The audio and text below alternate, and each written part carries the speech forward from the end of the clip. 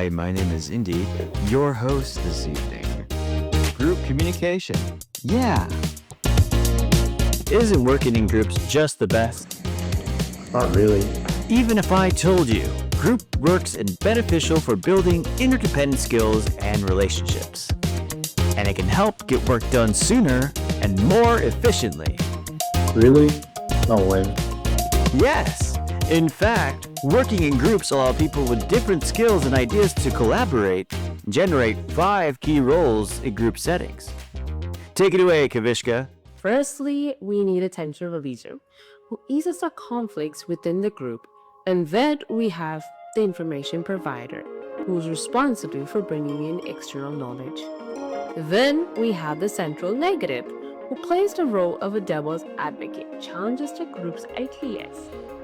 Then we have the social emotional leader who focuses on maintaining the group's morale and in building positive relationships. Lastly, the task leader is the person who guides the group's work and sets goals and maintains the group on task. Okay, sure. I just don't like working in groups because it makes me nervous. What if I want to people around at home? That's why I just prefer to work alone and avoid all the awkwardness. Essential social skills. This can be a common fear of working with groups, but group work is a very common and essential part of moving forward in your career. Networking is always important when looking for a job and trying to build connections. Working in groups will help you learn key social and communication skills that will bring you out of your shell. You might even learn new things about yourself when working with a team. Maybe even find yourself being a leader. And remember, being shy leads to becoming a follower, and refraining from gaining your own unique ideas in the group leads to groupthink. Groupthink can cause your group to make poor decisions and overlook possible solutions that could have been useful for the group. This is why it is important to add your own ideas and avoid criticizing other people's ideas during brainstorming stages. Yes, that's true, but still, getting people recording into schedules is so complicated, and the more people there are, the harder it gets. Scheduling groups.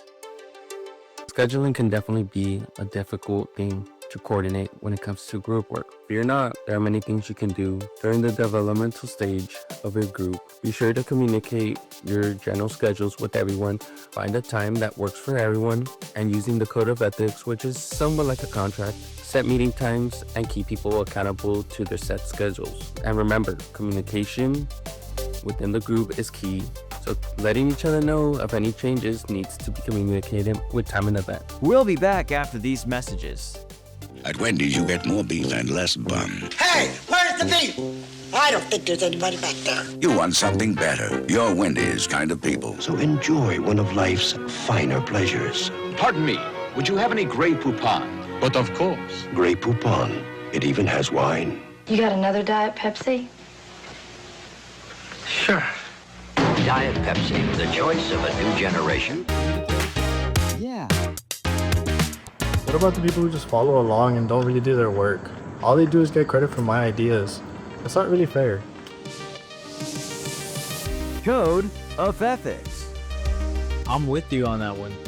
Having people take responsibility for the hard work you're putting in can be frustrating, but it's often unavoidable. This is why setting standards and consequences using a code of ethics establishes the responsibilities and expectations for the group. Having this mutual respect and agreement keeps people from holding the group back and assures that everyone is aware of what their responsibilities are. If necessary, the task leader may need to pull the person aside, privately talk to them, and explain to them that they're not meeting the requirements of the code of ethics and of the group. Learning to hold yourself and others accountable for responsibilities and tasks develops time and task management skills needed on a day-to-day basis. Okay, but wouldn't that just create more conflict within the group? I'd rather just avoid that as much as possible, you know? Conflict. Yeah. You really like to complain, huh? Conflict isn't actually something that should be avoided. Conflict can be healthy if addressed properly. Conflict within ideas can be beneficial to further develop your group's problem-solving skills. Matter of fact, it is your central negative sole duty to create a bit of conflict, or rather raise questions during the brainstorming and planning stages. But if conflict becomes too destructive, the social, emotional, or group leader can step up and acknowledge the conflict head-on. Whether they choose to do so privately or as a group discussion, it all depends on the situation, but it is essential to unroot destructive conflict as soon as possible. So I guess I really am just complaining for no reason. Creating groups doesn't sound that bad, it's just not my favorite thing to do. But I can see why it's important, especially as I develop my career. Now you get it. Group communication. Yeah. Congratulations, you have completed the training. And don't forget to be kind and rewind.